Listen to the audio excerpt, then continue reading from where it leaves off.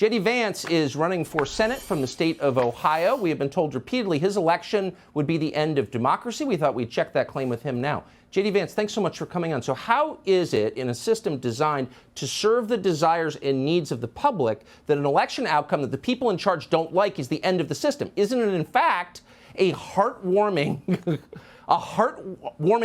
piece of evidence that the system works?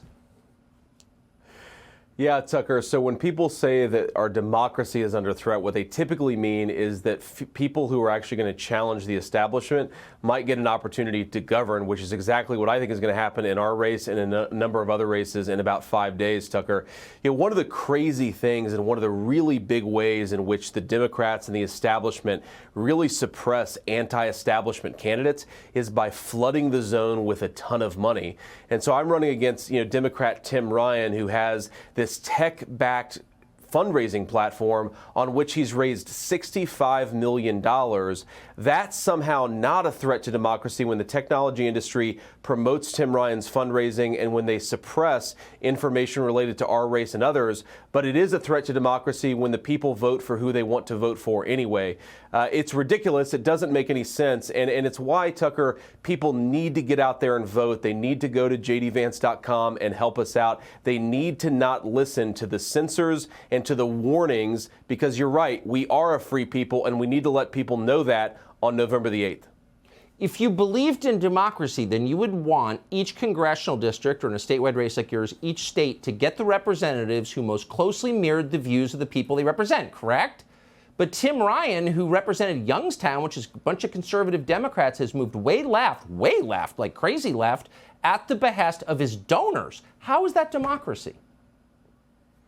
Well, it's not democracy at all, Tucker. In fact, it's oligarchy, and Tim Ryan is sort of the poster board for oligarchy. If you look at his views on green energy, really good for the people who fund his campaign, really bad for the people of Youngstown, Ohio. If you look at his views on, for example, flooding America with illegal aliens and then using American tax dollars to fund gender reassignment surgeries for those aliens, that's exactly what Tim Ryan has proposed doing. You realize that this is not about letting the will of the people determine elections. That's not why people are threatening. That's not why they're warning. That's not why they're censoring. The will of the people is to get back to common sense. The will of the people is to get back to low inflation economic policies, to secure our border and to get our streets under control. That's democracy in action, and that's a great thing, Tucker. That's not what they're offer. They're offer the donor class of the Democratic Party continuing to control what Democrats say and what ultimately happens in our government. But I don't think we're going to let that happen anymore. 5 days, Tucker, is when we send a big message. That's not how it works in this country any longer.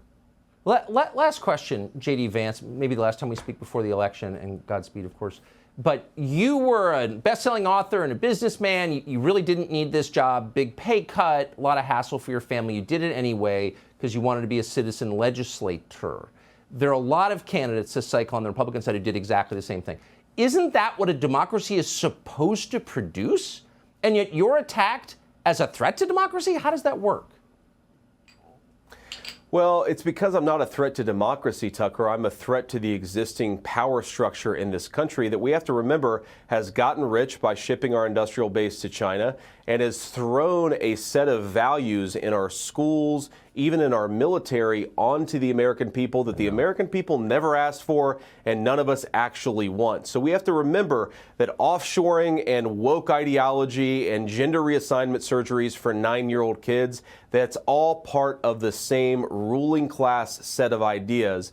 Those of us who are fighting back against it, and I certainly think that I'm not the only one, those of us who are fighting against it are doing what democracy demands of us, which is taking the will of the people and translating it, hopefully, to effective public policy that pushes back against the craziness. It's not a threat to democracy, Tucker. It's the very realization of democracy. I think that our founding fathers gave us a great system, but we have to fight for it and we have to preserve it. And when people say that we're threatening democracy, we just need to ignore them, because the will of the people is democracy, and that's a great thing. Amen. Really, best of luck. JD Vance, great to see you. Thanks, Tucker. Subscribe to the Fox News YouTube channel to catch our nightly opens, stories that are changing the world and changing your life. From Tucker Carlson Tonight.